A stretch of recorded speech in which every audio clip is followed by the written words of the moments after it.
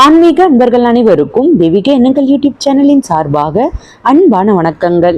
இன்னைக்கு நம்ம தெய்வீக எண்ணங்கள்ல பார்க்கக்கூடிய மிகவும் ஒரு முக்கியமான பதிவு, ஆடிப்பூரம் அன்று செல்வ வளத்தை கொழிக்கக்கூடிய முக்கியமாக வாங்கக்கூடிய 5 பொருட்கள் என்னென்ன, இந்த ஆடிப்பூரம் வழிபாடு எப்படி செய்வது, குழந்தை வரம் வேண்டுவோர், திருமணத்திற்காக காத்து கொண்டிருப்போர் இந்த வழிபாட்டு முறையை எப்படி செய்வது, இதை பற்றிய ஒரு தெளிவான விளக்கத்தை செய்முறை விளக்கத்தோடு செய்து காமிக்க போகிறேன். பதிவை தொடர்ந்து கடைசி வரைக்கும் பார்த்து பயன்பெறுங்கள். தெய்வீக எண்ணங்கள் சேனலை இப்போதான் நீங்கள் முதல் முறையாக பார்க்குறீங்கன்னா கீழே இருக்கிற சப்ஸ்கிரைப் பட்டனை கிளிக் பண்ணிக்கோங்க, பக்கத்தில் இருக்கிற பெல் பட்டனையும் கிளிக் பண்ணிக்கோங்க. தினம்தோறும் ஒரு ஆன்மீக தகவல் கொடுக்குறேன், அது உடனே நோட்டிஃபிகேஷனாக வரும், நீங்களும் பார்க்கலாம். ஆடி மாதத்தில் வரக்கூடிய பூர நட்சத்திரம் உச்சம் பெறக்கூடிய நாளை தான் நம்ம ஆடிப்பூரம் விழாவாக கொண்டாடுவோம். ஒவ்வொரு ஆடி மாதத்திலுமே ஆண்டாள் வழிபாடு செய்வதற்கு உகந்த ஒரு நாளும் இந்த ஆடிப்பூர நாள் தாங்க. ஆடி மாதத்துல வரக்கூடிய பூர நட்சத்திரம் ரொம்பவும் விசேஷம். பொதுவாகவே ஆடி மாதம் அப்படின்னாலே அம்மனுக்கு மிகவும் உகந்த மாதம், திருவிழாகவே கொண்டாடுவோம். இந்த மாதத்துல முக்கியமா பார்த்தீங்கன்னா ஆண்டாள் நாச்சியார் அவதரித்த நாளாக இந்த நாளை கொண்டாடுவோம். ஆமாங்க, ஆண்டாள் நாச்சியார் அவதரித்த இடம் ஸ்ரீவல்லிபுத்தூர் தான். ஆண்டாள் மனிதர்களைப் போல வயிற்றில் பிறக்கல. அவர் பெருமாளுக்கு சேவை செய்து கொண்டிருந்த பெரியாழ்வாருக்கு துளசி செடிக்கு அடியில தான் ஆண்டாள் குழந்தையாக கண்டெடுத்தார்னே சொல்லலாம். ஆண்டாள் பெரியாழ்வார் தொடுக்கின்ற மாலைகளை முதல்ல அவர் போட்டு பார்த்துப்பாராம், அதற்கப்புறமா தான் பெருமாளுக்கே கொடுப்பாராம். இந்த நாளை ரொம்பவும் முக்கியமாக நம்ம ஆண்டாள் வழிபாட்டிற்கு அப்படின்னு சொல்லி எடுத்துக்கலாம். ஆடிப்புறம் திருவிழாவை பற்றி இப்பொழுது நம்ம பார்க்கலாம். முக்கியமாக இந்த நாட்களில் அம்மன் பக்தர்களுக்கு அவர்களுடைய வேண்டுதலுக்கேற்ற மாதிரி வரங்களை வாரி வழங்குவார் அப்படின்றது ஐதீகம். முக்கியமாக குழந்தை பிறப்பதற்காகவும் அதே மாதிரி திருமணத்திற்காகவும் காத்து கொண்டிருப்போர் இந்த வழிபாட்டு முறைகளை தவறாமல் பண்ணுங்க. திருமண யோகத்தை தரக்கூடிய ஆடிப்பூர விரதம் எப்படி இருக்கணும் அப்படின்றத இப்பொழுது சொல்லிடுறேன். ஆடிப்பூரத்தன்னைக்கு திருமணமாகாத பெண்கள் ஆண்டாளை விரதம் இருந்து வணங்கினா அவர்களுக்கு சீக்கிரமா திருமணம் கைகூடும். கோவில்களில் ஆண்டாளுக்கு சிறப்பு பூஜைகள் நடைபெறும். திருமணமாகாத பெண்கள் கோவிலுக்கு சென்று அவரை வழிபாடு பண்ணுங்க. அடுத்தது, பெண்கள் சீக்கிரமாக அவர்களுக்கு குழந்தை வரம் வேணும் அப்படின்னு காத்து கொண்டிருப்போர் கோவில்களில் அம்மனுக்கு வளைகாப்பு எல்லாமே நடத்துவாங்க. அந்த மாதிரி அம்பிகைக்கு வளையலால் அலங்காரம் செய்து வழிபாடு செய்வாங்க. அந்த வளையல்களை பெண்கள் பிரசாதமாக வாங்கி அவர்களுடைய கைகளில் அதை போட்டுக்கும் பொழுது, முக்கியமாக இந்த ஆடிப்பூரத்தன்னைக்கு அம்மன் கோவிலுக்கு சென்று அங்கு கொடுக்கின்ற வளையலை நீங்கள் வாங்கி போட்டுக்கும் பொழுது கண்டிப்பாக உங்களுக்கு சீக்கிரமாக குழந்தை வரம் கிடைக்கும் அப்படின்றது நம்பிக்கை. இப்பொழுது பொன்னும் பொருளும் பெருகுவதற்கு, அதிகமாக சேருவதற்கு, மகாலட்சுமியின் அருளும் நமக்கு பரிபூரணமாக கிடைப்பதற்கு நம்ம வாங்க வேண்டிய முக்கியமான 5 பொருட்களை பார்த்துடலாம். ஆடி மாதம் அப்படின்னாலே அம்மனுக்கு உரிய ஒரு மாதம் அப்படின்னு சொன்னேன்.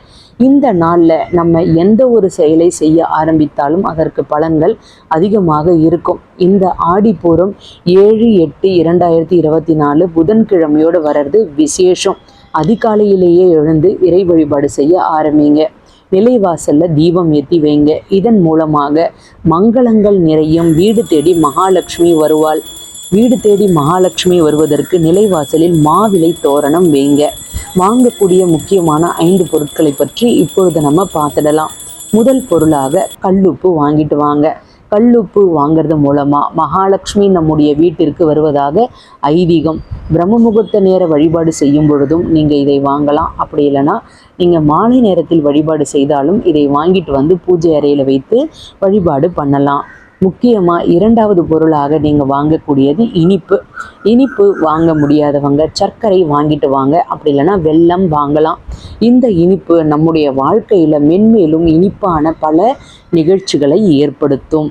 இதை நீங்கள் வாங்கிட்டு பூஜை அறையில் வைத்து வழிபாடு பண்ணுங்க. இதை அப்புறமா சமையலுக்கு பயன்படுத்தி கொள்ளுங்கள். 3வதாக வாங்கக்கூடியது மஞ்சள், குங்குமம். விரலி மஞ்சள், குண்டு மஞ்சள், அப்படி இல்லைன்னா மஞ்சள் தூள், ஏதாவது ஒரு வடிவத்தில் இந்த மஞ்சளை வாங்கிட்டு வாங்க. மஞ்சள் மட்டும் தனியாக வாங்காமல் அதனுடன் சேர்த்து குங்குமமும் வாங்க வேண்டும். 3வது பொருளாக மஞ்சளும் குங்குமமும் வாங்கிட்டு வாங்க. அடுத்தது மிகவும் முக்கியமானது, வளையல் வாங்கிட்டு வரணும். இந்த ஆடிப்பூரம் அன்று புதியதாக வளையலை வாங்கிட்டு வந்து உங்கள் வீட்டில் இருக்கின்ற அம்மன் படத்திற்கு நீங்கள் வைத்து வழிபாடு பண்ணும் பொழுது உங்களுடைய வாழ்க்கையில் பலவிதமான மங்களங்கள் பிறக்க ஆரம்பிக்கும். இந்த வளையல்களை நீங்கள் மற்றவர்களுக்கும் கொடுக்கலாம், நீங்களும் அணிவிச்சுக்கலாம். இதன் மூலமாக உங்களுக்கு மகாலட்சுமி கடாட்சம் ஏற்படும்.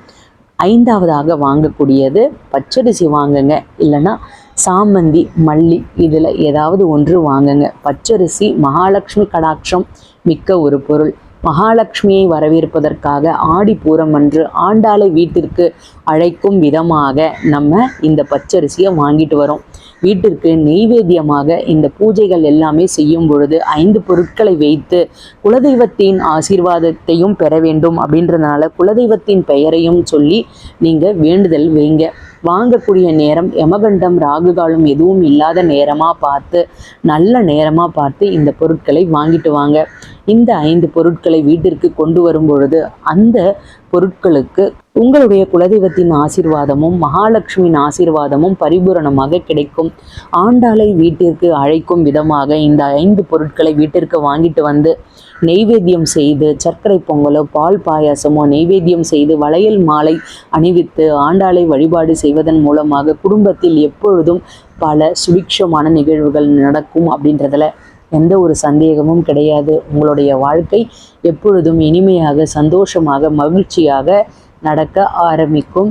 குடும்பம் எப்பொழுதும் செல்வ செழிப்போடு இருக்கும். அஷ்ட ஐஸ்வர்யத்தோடு விஷ்ணு கோவிலுக்கு சென்று அங்கு பெருமாளையும் ஆண்டாளையும் தரிசனம் செய்து துளசி மாடத்திற்கு விசேஷமான பூஜைகளை அன்றைய தினம் செய்க. உங்களுடைய வாழ்க்கையில் பலவிதமான நல்ல மாற்றங்களை நீங்கள் பார்ப்பீர்கள். வாழ்க வளமுடன். இன்னைக்கு நான் கொடுத்த இந்த தகவல் உங்களுக்கு பயனளிக்கக்கூடியதாக இருக்கும்னு நான் நினைக்கிறேன். இந்த வீடியோ பிடிச்சிருந்தா லைக் பண்ணிக்கோங்க. உங்களுடைய நண்பர்களுக்கும் உறவினர்களுக்கும் ஷேர் பண்ணுங்கள். அவர்களும் இதன் மூலமாக பயன்பெறட்டும். தெய்வீக எண்ணங்களில் இதே மாதிரி நிறைய ஆன்மீக தகவல்கள்லாம் இருக்குது, தவறாமல் பாருங்கள். இன்னும் நீங்கள் தெய்வீக எண்ணங்கள் சேனலை சப்ஸ்கிரைப் பண்ணாமல் இருக்கீங்கன்னா கீழே சப்ஸ்கிரைப் பட்டன் இருக்குது, சப்ஸ்கிரைப் பண்ணிக்கோங்க. பக்கத்துலேயே பெல் பட்டன் இருக்குது. தினமும் நான் கொடுக்கக்கூடிய ஆன்மீக தகவல் உடனே நோட்டிஃபிகேஷன் வரும், நீங்களும் பார்க்கலாம். மீண்டும் நாளை ஒரு நல்ல ஆன்மீக தகவலோடு நான் உங்களை சந்திக்கின்றேன். நன்றி, வணக்கம்.